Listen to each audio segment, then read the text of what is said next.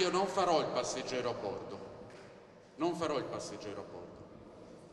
A bordo di una nave io devo avere delle responsabilità, non farò il parlamentare passeggero.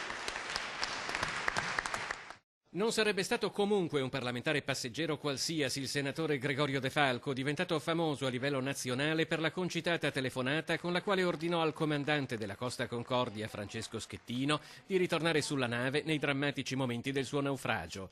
Espulso dai 5 Stelle per non aver votato la fiducia al governo sul decreto sicurezza, De Falco sale a bordo della Mare Ionio, la nave dei veneziani Beppe Cacci e Luca Casarini, della ONG italiana Mediterranea, per la quale la Procura di Agrigento ha disposto il dissequestro scattato dopo lo sbarco nel porto di Lampedusa di 49 migranti soccorsi nel Mediterraneo. Una vicenda per la quale risulta indagato anche l'ex disobbediente veneziano Casarini, che però non ha intenzione di fermarsi. Il tema per noi non si pone, la Libia non è un porto sicuro, non andremo mai in Libia a riportare le persone e non obbediremo mai a chi ci intima di violare le convenzioni internazionali, la Convenzione sui diritti umani, a chi ci intima di compiere reati gravissimi. Matteo Salvini ha definito la Mare Ionio la nave dei centri sociali e proprio una direttiva firmata dal Ministro degli Interni definisce illegali e una minaccia per la sicurezza pubblica quelle navi che soccorrono migranti in zona SAR non italiana e non sotto il coordinamento del Centro di Ricerca e Soccorso di Roma, puntando poi autonomamente verso l'Italia.